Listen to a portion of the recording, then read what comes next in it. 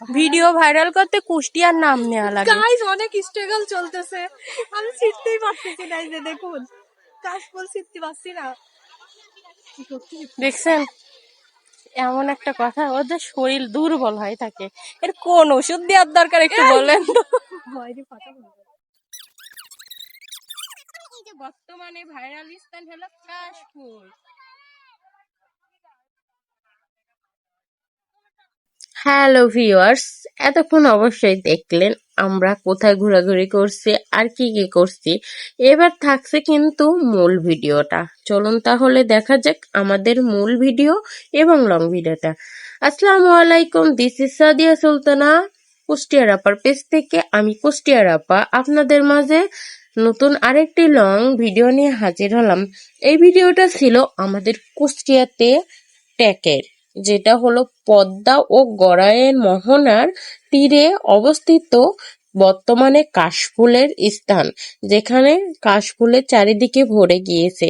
এই যে দেখতে পাচ্ছেন, নদীর ধার দিয়ে মেঠো পথ ধরে আমরা এগিয়ে চলেছি। এই যে সেই জায়গাটা, যেটা হলো পদ্মা ও গড়াইয়ের মিলনস্থান, যেখান থেকে পদ্মা ও গড়াইয়ে আবার আলাদাভাবে চলে গিয়েছে। স্থানটা কিন্তু অনেক অসাধারণ এবং দারুণ, এবং এটাকে আমরা কুষ্টিয়ার মানুষ বলি মিনি কক্সবাজার, যেটা বর্ষা বা তার বাহিরে সময়টাতে এমন সুন্দরভাবে জায়গাটা রূপ ধারণ করে যেন মনে হয় ছোটখাটো একটা মিনি কক্সবাজার। যাই হোক, চলুন আমরা দেখা যাক মিনি কক্সবাজার বা পদ্মা গড়াইয়ের ট্যাকের এবং কাশফুলে কি কি করছি। এই যে চারিদিকে মানুষের সমারোহ, এই সময়টা মানুষ কিন্তু দূর দূরান্ত থেকে ছুটে আসে কুষ্টিয়া, হরিপুর, পদ্মা ও গড়াইয়ের ট্যাকে।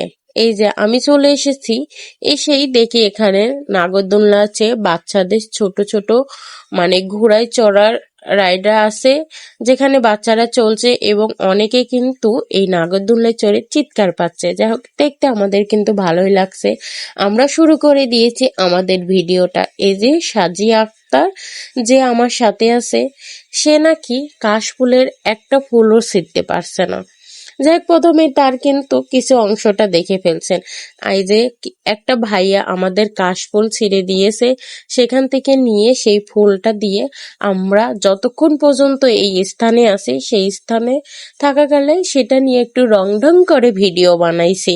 এই যে আমি কিন্তু কাশফুল ছিঁড়ার চেষ্টা করছি আর ভিডিও বানাচ্ছি, যাতে করে এমন ভাব নেই যে আমি কাশফুল ছিঁড়তে পারছি, কিন্তু ভাই রে ভাই, আমি কিন্তু কাশফুল ছিঁড়তে পারছি না। তারপরে কি করার, ওইভাবে ভিডিও বানাচ্ছি আর কিছু ভয়েস ভিডিও দিতেছি, যে ভয়েস ভিডিও দেওয়ার জন্য আমরা গিয়েছিলাম। যাই হোক, করে নিয়েছি।